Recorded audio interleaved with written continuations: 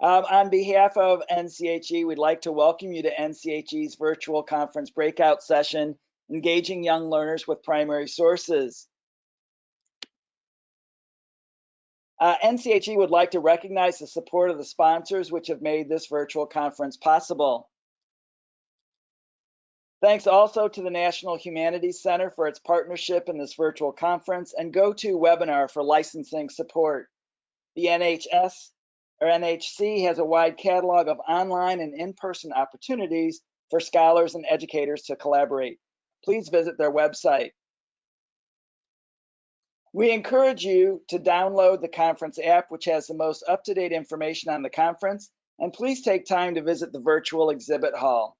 You will find wonderful opportunities there for resources and connections. My name is Ted Green, and I will be moderating the session. You may use the chat function to type your questions or comments during the session. Following this session, please take a minute to complete our survey. In addition to providing valuable feedback, completing this survey puts you into a daily drawing for one of our special door prizes. It is now my pleasure to turn this over to Engaging Young Learners with Primary Sources.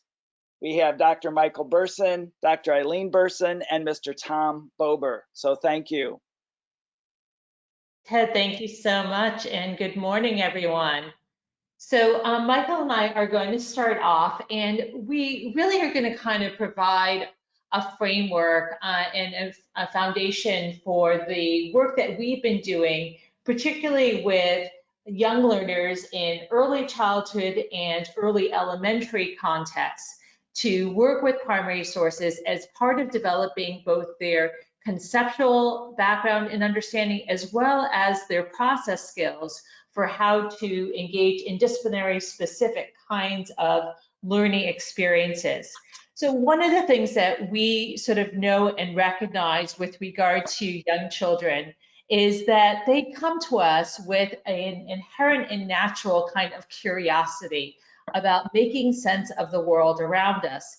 And in fact, sort of the reactions to the things that they see oftentimes lead to those wonderful wondering questions, why, what, where, how, that they introduce to us as adults, trying to help them make sense of the things that they engage with. So here you can see we've got two young children in Florida, actually, from quite some time ago, but looking at a bottlenose dolphin.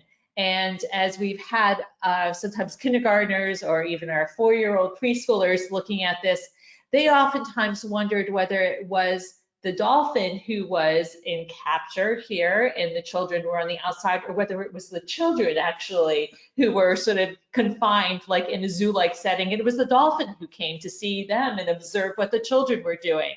So it's the understanding about this issue of perspective when we look at primary sources. So Ted, I think do you still have, do I have the mouse functionality to go ahead and move ahead, because it's not letting me shift it? You do, but I can forward it for you, but yes, I handed it over, but I forwarded it for you. Okay, thank you for moving ahead. So, you know, one of the things that we also recognize is that for children that we need to be very intentional in our approach, that we have to think about sort of really intentionally moving them from that initial just seeing and noticing the world around them to engaging them in a deliberate looking, to kind of focus in their lens and their eyes, to making meaning in much more in-depth sort of ways, as opposed to just sort of glossing over the things that they get exposed to. So we can expand their knowledge and work as they're working with different forms of informational text and multimodal media to be able to make that a much more central part of the learning experience. Sometimes there is a perspective that just because children are exposed to a lot of images in their daily lives, whether it's seeing images on television or seeing images on the web or even reading children's literature, that they know how to look and carefully look, deliberately look for images that they encounter.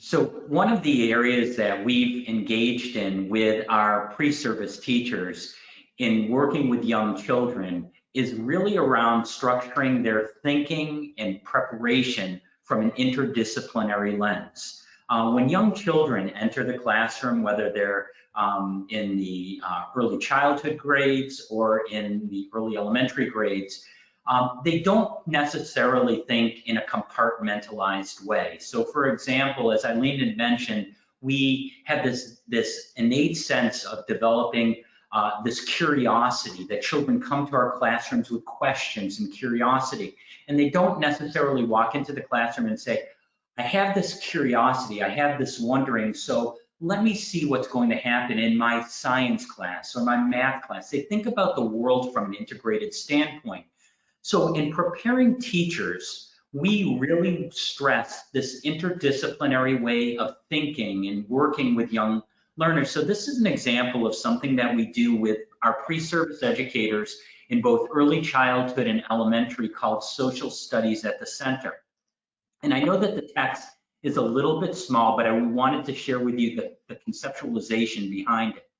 So we work with a primary source. So in this particular case, the concept is a community helper, which is in most early childhood and elementary standards across the country.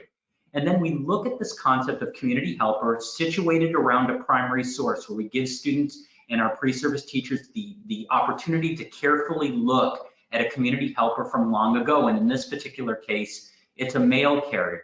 And then we expand that out to look at this concept of community helpers from different disciplinary lenses, but where social studies is at the center. So what does that mean from a language arts perspective, a science perspective, a math perspective, and how do we conceptualize when we're teaching from this interdisciplinary, very fluid form of approach? And that's really essential when we're sitting there and talking about sort of translating this work with primary sources particularly into our elementary grade classrooms, where there oftentimes is not the space in place for social studies specific instruction, having much of the sort of real estate time of the curriculum or the academic day. But when we are really thoughtful about finding these inherent linkages across the different content areas, then it makes a much easier sort of transition and gives us also the larger blocks of time in the context of the curriculum for that sort of in-depth inquiry process to take place, which we know doesn't sort of oftentimes fit well within sort of a snack size element of, the maybe 10, 15 minutes that social studies might get once every couple of weeks in typical elementary classrooms around the country. So as we envision this construct of an interdisciplinary inquiry-based approach, a number of years ago, we received a grant from the Library of Congress specifically to develop interactives. And out of this came the development of an interactive called KidCitizen with our partner, Bert Snow, and a national team of scholars and educators. KidCitizen is an interactive specifically geared for kindergarten through grade 5, and later on in the day, we'll be presenting a more in-depth approach to one of our episodes during the poster session. But it introduces a new way for young students to engage in history through primary sources, through the sense of deep inquiry.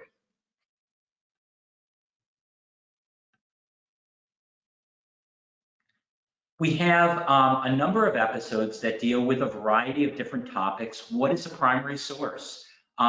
Community helpers, very similar to that example we used before. Congress and child labor, based on the Lewis Hines collection. And Snap a Photo, Agent of Change. In this digital age where information is readily available, this episode deals with issues associated with sourcing. Also, Capture the Flag, which takes a look at a multitude of primary sources around the symbol of the United States. Welcome to Congress focuses on the first Japanese American woman elected to Congress, Patsy Mink, and her experience in the formation of a community both in Hawaii and in Washington, D.C. We're very pleased to announce that we have 3 new episodes, one that was just recently released, Rosa Parks, A Proud Daughter, and then we're working on some right now, focusing on close looking on internment camps, and then on one on a bird's eye view, focusing on wondering with Max. We also have a partnership with the University of Puerto Rico, and a few of our original episodes will be developed in Spanish. So all of these resources that are available through KidCitizen are free for the users, free now and free always into the future, and they're accessible on any digital platform whatsoever. So it makes it sort of easier to be able to utilize both in the classroom and now in our current context to have families be able to have access to it as well, to be able to use it whether they have just a mobile phone device or an iPad or a Chromebook, but whatever the modality, they're all designed to be functional across those sort of settings and contexts. And these are all sort of created thinking about the young user. So most of the episodes at most last about 15 minutes. When we're using them in the context of the classroom, the intent is really to be part, at least the initial introduction, to be part of a facilitated, guided learning experience, usually with the teacher serving as that sort of facilitator to sort of stop and as the students are working their way through. But we do have in each of the episodes a mentor character, her name is Ella, who serves as sort of the little bit older individual asking the questions, challenging the students with regard to their thinking. So it can be done individually, but in the context of a classroom, it's oftentimes most ideal to do it at least in small group or even in whole group instruction for the initial run through, so students can hear the sort of different ideas that people have and that there's not just one single approach or way of thinking about the inquiry or the responses. We built this off of a lot of the context of the Harvard visible thinking sort of ways of doing things with see, think, and wonder, sort of being the underlining pedagogy of introducing to young children about this idea about carefully looking, really observing and zooming in to be able to see the details and the information that serve as clues to then inform sort of their initial hypotheses that they may be forming as they begin thinking about the information that they collect. They have a researcher journal where they collect all of that information. They can utilize that to support their decision making or their sort of initial ideas that they have about what might be going on, and then utilizing that information to then make authentic connections with their lives today, which is a really important element when we're working with younger learners to help guide them in their sort of educational process and utilizing primary sources. So one of the things that we recognize that when we're, again, because our focus is on young learners, we need to really think about where are the touch points that are most poignant for them and making some of those authentic connections. And the topic of families is sort of one of those entry points when we're looking at early social studies within the early childhood and elementary grade classrooms. And the slide that you're looking at right now contains a rich array of images from the Library of Congress. So this is a really nice entry point, especially focusing on issues of diversity. Right, and so we're very intentional, you can see, about as we're selecting and curating the primary sources, one, to be able to, for young learners, make sure that there are those points of relevance, right? Things that they can connect to, but there also should be those points of wondering, right? Things that they can sit there and say, wow, that's something that's maybe unfamiliar to me or different than what my own lived experience is.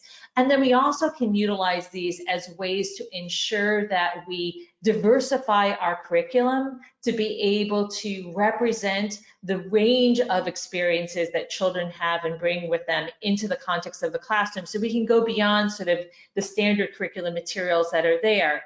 And that's sort of one of the underlying foundations of some of the work that we've been doing in classrooms. So here's sort of this initial sort of thinking tree that in one of our voluntary pre-kindergarten classrooms, we're doing this conversation about family. And if this is 4-year-old Harrison, and his perspective of family was, some families are adults and kids, but some have only 2 people. Some have a girl and a boy. Some have 2 girls. Some have 2 boys. It doesn't matter if 2 boys or 2 girls get married. Everybody's different. If you're all the same, it's boring. So we recognize, children now bring a much broader conceptualization about the meaning and the concept of families, and that's why it's important for us to really look at utilizing these diversity of kinds of primary sources and resources and helping them sort of make these sort of authentic connections. And we've drawn that sort of foundation in the work that we've done in this particular new episode on Rosa Parks. And rather than sort of the standard way that we have thought about who is Rosa Parks and sort of the iconic representations of her identity within the social studies curriculum, this is done a bit differently here. So what we've done is we've taken from the Rosa Parks collection in the Library of Congress a birthday card, or actually a Mother's Day card, that Rosa Parks sent to her mother. And so we're introducing children to this different kind of primary source in the form of a greeting card.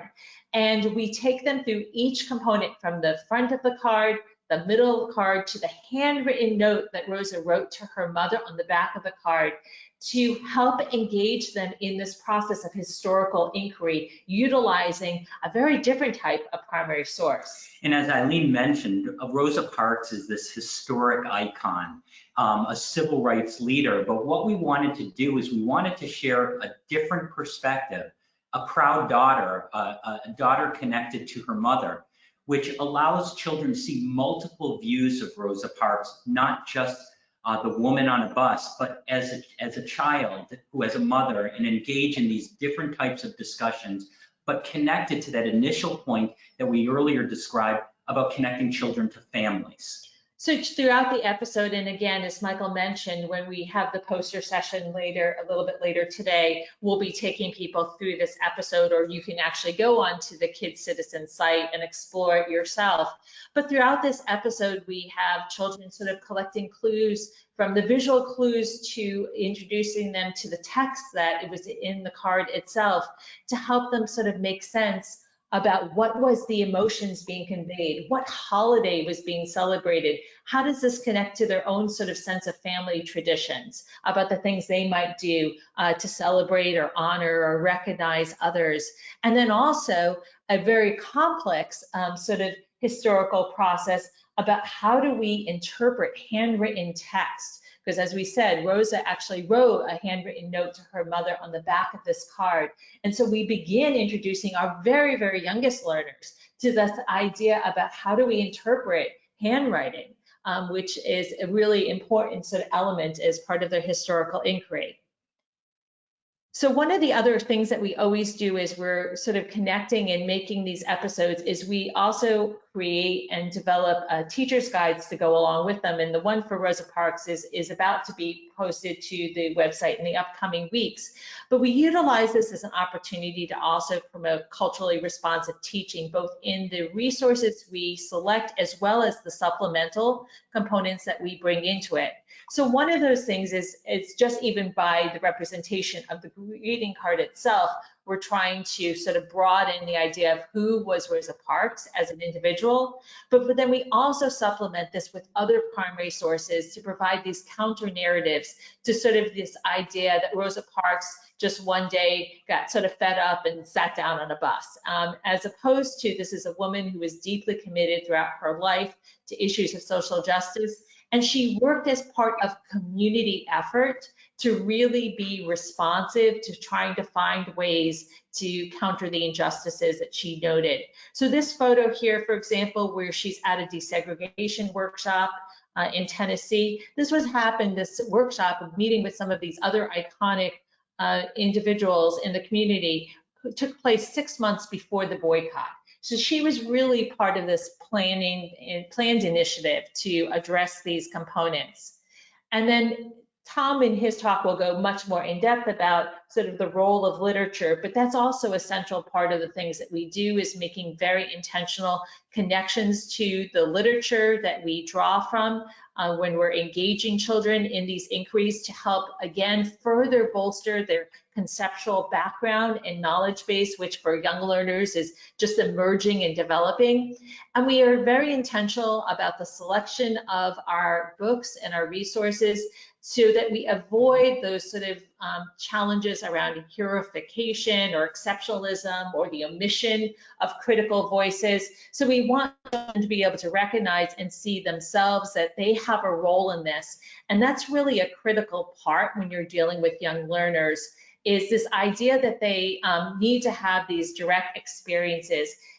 In the National Council for the Social Studies with the C3 framework, we often talk about this idea of taking action. And that's a core part of anything that we do with young learners, is we need to help them translate this learning into the relevance and meaningfulness into their contemporary lives.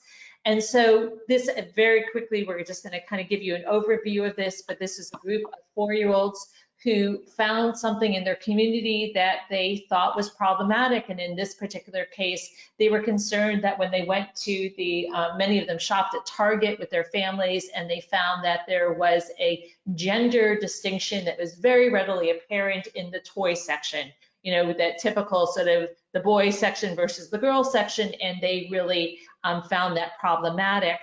And so they wanted to find some way to express their concerns and issues with this. So they began studying primary sources that depicted forms of protests that have happened throughout history, so they can understand this phenomenon about what does it mean to protest? What do you need? What are the resources that go into a protest? And so they studied these things, and they saw that there are signs and there are banners, and people try to communicate and they march, and then also that sometimes people get petitions signed to show that other people support their cause. And then they took all of these sort of learnings, and so here you see two of our young friends sitting there studying primary sources. So Leandro recognizes that lady's mouth is open. That means she's yelling. I see raindrops, so maybe they're protesting about water. Their hands are up, so maybe they're shouting with their hands up about water. Hey, I see lots of water. And then we have on the other side, Avery noting that in the picture she was looking at, she only saw women, not even one boy. But notice that they're holding signs and wondering what the signs say. And so these are really important elements that went into their own thinking, along again with a piece of children's literature to help inform then their work. Here on the right-hand side, you see actually their own protests that they held on campus. And they created signs that said one section for all, you know, it's not fair, boys and girls together kind of thing. And this is the children themselves who were at this protest, engaging to share their voice, and then came back and also.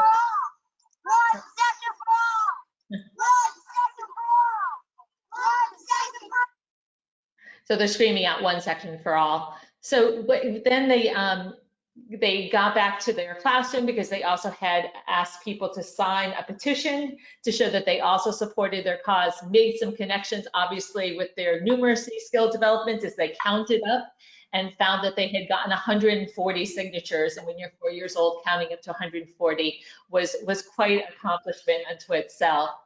And so with that, we hope that we've given you a little bit of context about making these sort of authentic connections for our youngest learners in the foundation of using primary sources. And now we're going to transition over to Tom Bober, who's going to talk more about making these authentic connections with children's literature. Thank you, Ilene, and thank you, Michael. And Ted, if you could transition the control of the slides over to me, I would appreciate that. Yep, that's been done, Tom. Awesome, thank you. There we go. So I want to spend a little bit of my time today, or a lot of my time today, talking specifically about primary sources with picture books. As an elementary librarian, obviously there's a large focus on literature, and while using primary sources and picture books together isn't the only way I bring in historical documents, it is one way that I found to be extremely effective. And so one thing I like to think about first is, why are we actually doing this? Why would you want to pair these two pieces together? And so we might want to explore an event, a person, a time period. But from the literature standpoint, we might also want to look at an author or illustrator's inspiration or the process that they go through.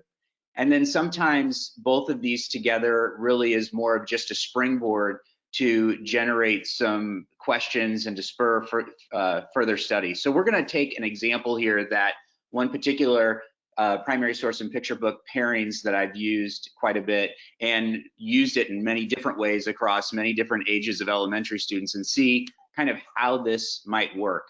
Now, typically, and Ilene and Michael mentioned this as well, when students are looking at a primary source at the elementary level, I like to give them some type of framework, some type of structure to share their thinking. I think Ilene started off this morning by sharing that students are naturally inquisitive, and they absolutely are. They will naturally look at a historical photo like was shared earlier, and they're going to wonder things, and they're going to react, and they're going to see things. But giving them a framework to express those all of those reactions and observations and questions is one thing that I feel like is important for them to really develop their historical thinking skills. And so this is the primary source analysis tool, one tool that of a handful that I like to use, and we'll see it how that works. Now, I'm going to start with a photo here that I would give students. And the other thing I like to do is I like to actually frame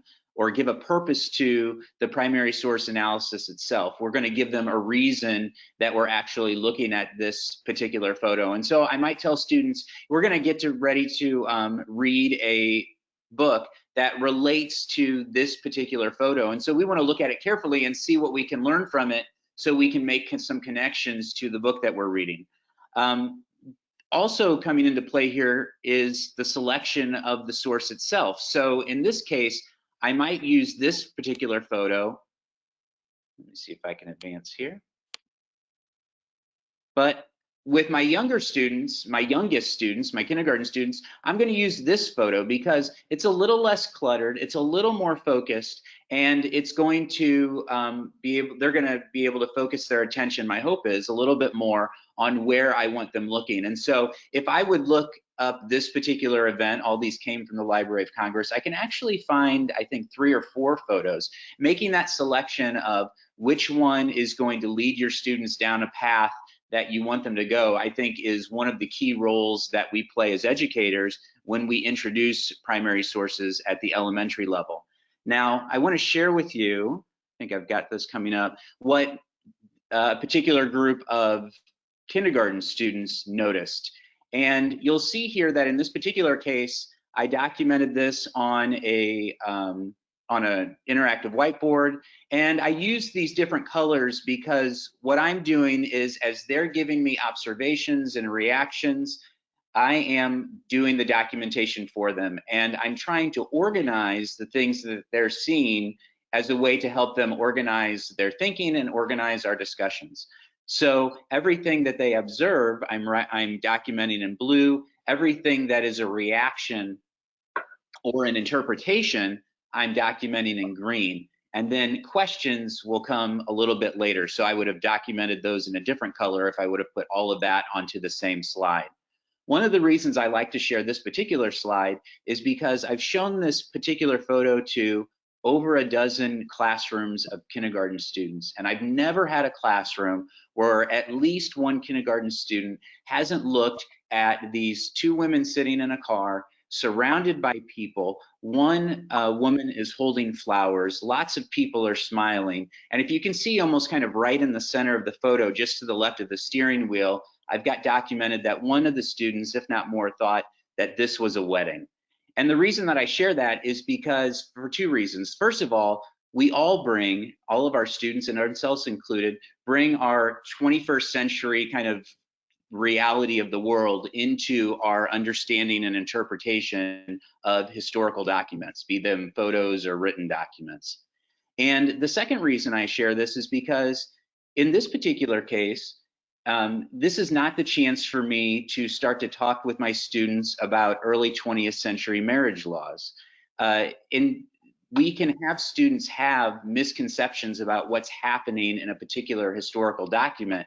What we want to try to do is anticipate those and give them opportunities to understand their own misconceptions in natural ways. And in this case, that's where the picture book comes in.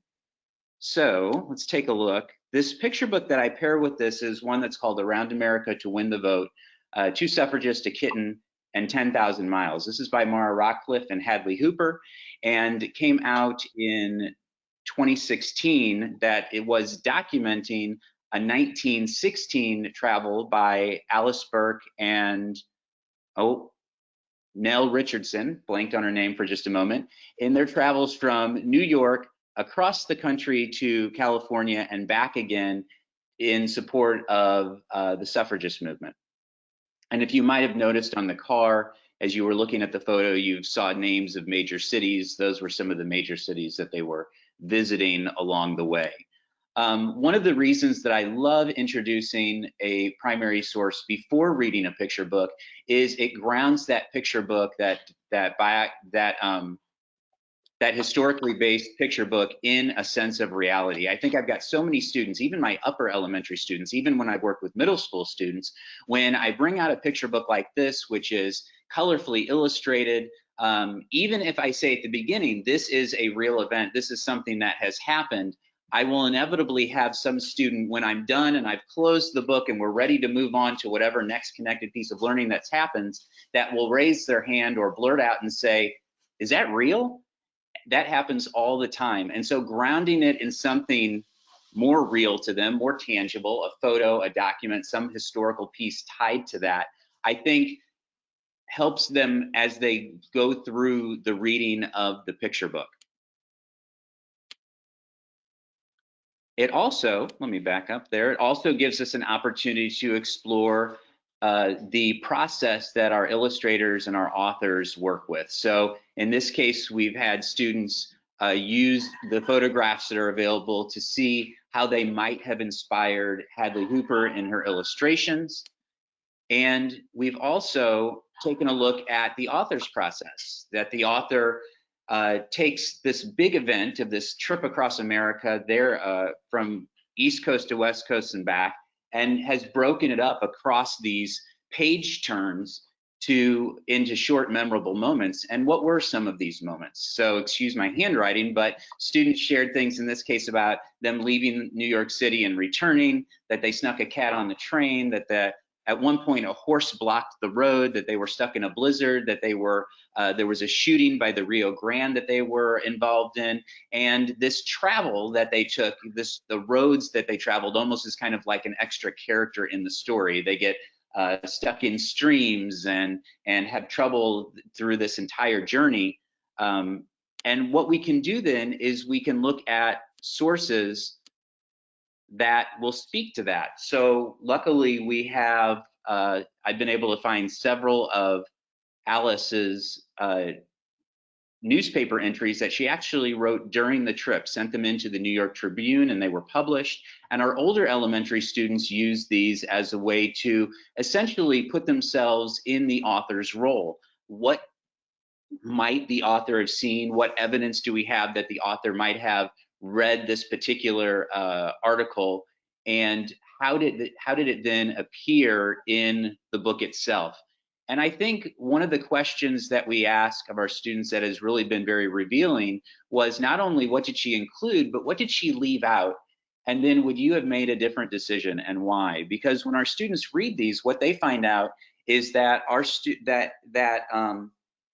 Alice and Nell, while they were going through and doing a very virtuous thing, if we read Alice's own words, there are more than just hints of racism and racial insensitivity that show up in her own writing. And it really gives my upper elementary students an opportunity to react and start to ask some questions about what they perceive as good and bad, and the complexity that human beings inevitably carry with themselves, but also that gives them an opportunity to look at the time period. I've got many students who are extremely surprised that certain phrases or certain descriptions that we today would not expect to see in a newspaper or a reporting of news shows up in what they are seeing as a major newspaper at the time period. So it also gives them an idea of the culture of the day and what, for the majority of white readers of the New York Tribune, was deemed as acceptable. So, let me see if I can back that up.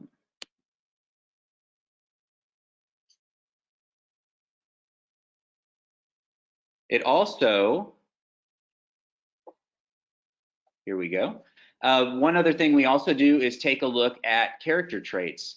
Authors are often trying to portray characters in certain ways. Mara Rockcliffe certainly did with these two characters in her book, but Alice, as she was writing about herself, and Nell were also trying to present themselves in certain ways. And so we looked at how they were presented in both of those writings and gave identified character traits to both of them. And some of them matched up very well. Some of them, of course, did not. We also have students taking on the role of authors as researchers. We've got them actually going on to the databases, in this case, Chronicling America, which is a collection of, I think at this point, over 16 million digitized pages of searchable newspaper, and searching for information about Alice and Nell. What key search terms are they going to use? How is this different than searching on Google, which is not something that we try to promote in the during the school day, but we have students who do it and are used to doing it. So how do they make those leaps to searching on different platforms and finding information? And then we also use picture books and primary sources to just kind of be this jumping off point for research itself. So picture books, usually 32 pages, usually somewhere around 1,000 to 1,500 words of text, provide really wonderful background information, and along with some really carefully selected primary sources, give great context to students to be able to then tackle the question of, what do you want to know some more about? And we have students who are given opportunities in our library and in our school to ask those open-ended questions that they want to explore within the confines of the context that the teacher or myself as the librarian has given them. And the educators try to be flexible in being open to where students want to go. So of course, students might get this information presented to them, and teachers are hoping that they go in the direction of the suffrage movement more than likely. But what we found is that students want to go in a wide variety of directions based off of where their interests are at the time. And so I want to share some of those possibilities. Where do we see students often wanting to put themselves when it comes to actually doing some research? So we might have students ask, and all of these students on all these questions on the left are questions or variations of questions that I've gotten when doing this with different groups of students. So we might have questions that are really specific to Nell and Alice and their trip to get women the right to vote. Where did they travel? Were they successful? What other adventures did they have? And while of course we want to send students to secondary sources that are rich and vetted and reliable in giving us information, I wanted to also highlight some different directions that students could continue to explore with primary sources. So for example, in Chronicling America, there is a topics page specifically about Alice and Nell and their journey. And so giving an elementary student this one small kind of sandbox in which to work with, which gives you about a dozen newspaper articles about Alice and Nell, can give them, instead of the opportunity to kind of search the entire 16 million digitized pages of newspapers, it gives them a small sampling and somewhere where they can be focused in their looking for information that's going to give them some type of context to answer their question. We also have questions. Let's see. About, oh goodness, sorry. We also have questions in general about the women's right movement that come from students. So when did women get the right to vote? This book is set in 1916. So when did that right actually happen? What other ways did US women promote women's suffrage? How did people in the US feel about it? What other people fought for women's suffrage? And some of this is informed through the context of what's going on in the book. There are also primary source sets available through the Library of Congress, this one in particular, on women's suffrage. And it, again, can give this kind of sandbox where a student can start to work to answer some of those questions that they have.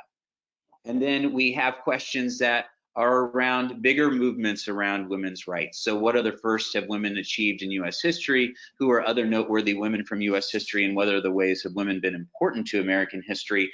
And we've got this particular page that's through several different organizations, you can see on the bottom there, but around Women's History Month. And it could be a jumping off point for some of these questions that students have.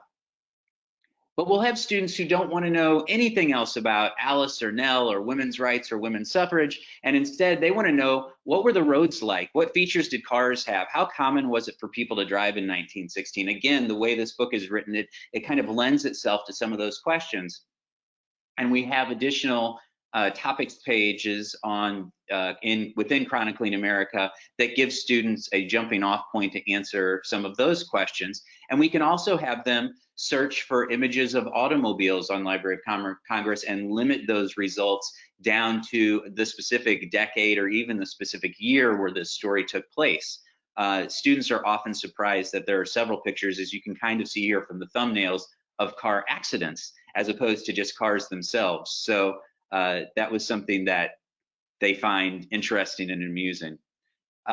This is a question I wasn't able to help students really tackle until a little bit more recently, was how do people know where they were actually going? We live in the world of Waze and Google Maps, and so this is a map set from a little bit after 1916, I believe. There we go. Oh, or a little bit earlier, actually, 1909, Rand McNally and Company. But this is almost kind of like the Waze of 1909. I love how the arrows point you in the direction to go, and it tells you when to keep right and where to go, gives you a chance to take notes. And it's something then, since this has been shared with me, that we've had students use and really connect with regard to direct how people got around during that time period.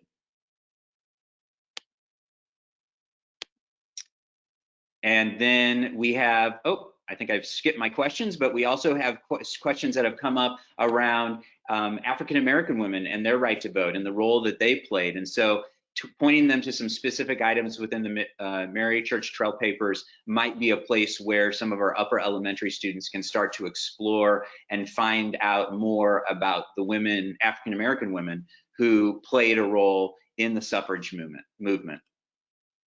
And then we got questions about specific moments within the story. So why were Nell and Alice dodging bullets, and what was happening around the Rio Grande in 1916? There are some, again, through just searching Chronicling America, we can find some articles that start to answer those questions. And I've had librarians and other educators from Texas that I've worked with and talked to speak specifically about this, and that their students would react to this in a much different way than my students have in this particular moment. So I wanted to, that's kind of an overlook of some different ways that students might start to interact with primary sources when we're pairing them with picture books. And I wanted to give you a couple of other resources that might be of interest to you. On the TPS Teachers Network, stands for Teaching with Primary Sources, there is a group that is Primary Sources in the School Library.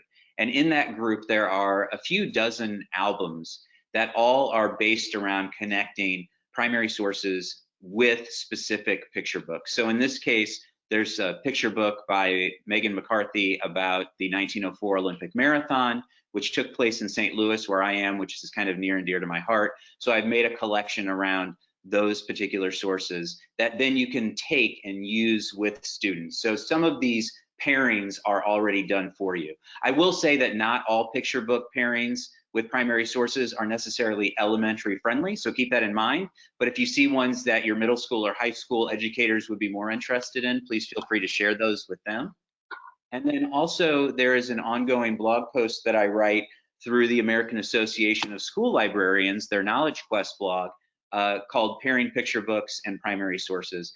And in each one of those, I have basically taken one of those pairings of curated primary source sets and picture book, and I write about one or two possible ways you might decide to pair those things together. So start to get towards the pedagogy. How can these connections actually be made? And it always links back to that curated set of primary sources. What I've started to do this year as well, and I'm just wrapping up my third year of doing this monthly blog post, is start to bring in interviews with authors as well, and they talk about how they use primary sources in their research. So taking kind of a real world look at this idea of writing and researching with primary sources as core pieces. And I'll wrap up and I'll hand it back to Ilene and Michael and just say that I do have a book out there in the world called Elementary Educator's Guide to Primary Sources. It really focuses more in on the strategies. How do we actually get students to look at these sources themselves? And a last shout out to one of my favorite ones that I've been using lately for elementary students, The Boo-Boos That Changed the World, which talks about the invention and the success of Band-Aids. Ilene and Michael, I'm going to pass this back to you. Thank you so much, Tom. Wonderful resources, and we're big fans of his work. So we definitely sort of are on the bandwagon of suggesting that folks check out his resources and materials. So one of the things I think we just want to leave you with, some important sort of takeaways, and the fact that you decided to join this session, means we're a little bit sort of preaching to the choir here. But we recognize and want to emphasize that young children are not too young to begin engaging in primary source inquiry, and they have the capacity and the interest to ask really substantial, meaningful questions. It really comes down to the selection of the resources that are developmentally appropriate and accessible to them. And as Tom sort of highlighted in his own exemplars about some really important elements about helping them make those connections in meaningful sorts of ways. In fact, one of the things we would argue is that early childhood in the primary grades is actually the critical time where we need to lay down those foundations for social studies and historical inquiry. It's much harder later on to re-engage that level of curiosity and that natural process of thinking in those sort of big questioning, inquiry-based ways. Oftentimes, I know is those of us who work with college students sometimes lament that we feel like their innate curiosity has been educated out of them. And so we want to sort of really promote this idea that beginning in the early years, this is a critical time to foster that skill set in young children and lay that strong foundation. So as they get older, those are things that they can be built upon as they go into later years and their literacy skills develop more and they can go more in depth and work with more complex kinds of historical materials. And we also know that it's really the teachers who set the tone for this kind of learning in their sort of ways of making time and space for bringing these kinds of elements in and doing the very things that Tom did, very intentionally utilizing these as opportunities to address bias and inequities within the context of the curriculum. This is really important work that we hope that you venture into and feel free to be sort of part of these ongoing professional learning communities. Tom also mentioned already the TPS Teachers Network. So in addition to the resources about making intentional connections with literature and primary sources, there are groups about focusing in on young learners, on elementary age learners. So wherever you sort of our ad and what your interests are, you can find sort of a professional group of others who are helping one another with ideas and ways to be able to connect going forward. And Ilene, real quick, yeah. excuse me, before we leave, thank you so much, but we do have a question from one of our audience. Could any of you talk about strategies to support special needs students in particular? Tom, do you want to go ahead and start? Yeah, sure. I just real briefly say that a lot of the strategies that we use with our students in general, I think work extremely well with students who are receiving additional services because of special needs. One thing that when you're doing a collaborative work with primary sources is that there's lots of entry points for students to be successful and to contribute to the larger group itself. And so finding where those opportunities are and connecting with that student. So some students are able to make these really deep connections, and other students are able to make observations, and maybe another student is able to offer kind of a jumping off type of question. And so what I typically do with my one example, and there are others, but I'll kick it to Ilene and Michael, that I do is if I'm giving students about 30 seconds to look at, for example, a photograph silently, I might come over to that particular student and ask them a more pointed question and say, can you tell me something here you see that you think might be important for us to notice? And when that student points that out, I'll acknowledge it and say, I'm going to come to you and ask you to share that with the rest of the group. I think that's something we want to hear about. And then I very deliberately go to that student. And so I'm trying to make sure that I'm including students at wherever their entry point is. And what I particularly found is that of course, there's developmental issues, or there might be other issues going on, but sometimes there's also confidence issues. And so working on those issues with students to get them to contribute and become part of the group, I think has been beneficial. Yeah, and I know our time is short, but I would agree with Tom in the sense that the things that we do sort of inherently, is particularly within the early childhood context, are sort of really connected to ways of fostering those individualized supports for children across the context of the ways that they need to learn best. And really about utilizing primary sources is really about multimodal representations of content and providing lots of opportunities for children to have success in fostering their levels of inquiry. So we have here our contact information if you want to reach out to us to get either additional information or connect with additional questions. But we're so glad that we had you join us here today for this conversation. And Ilene and Michael and Tom, we thank you so much. And to all of our audience viewing this session, on behalf of NCHE and the Board of Directors, I want to thank you. Please remember to fill out session evaluations. They're very helpful in planning for conferences for next year and for our presenters. But thank you so much, Ilene and Michael and Tom. Wonderful presentation. If I could give a shout out, clap virtually, but thanks so much. We appreciate it. Have a good day. Thank you. Bye-bye. Thank you all.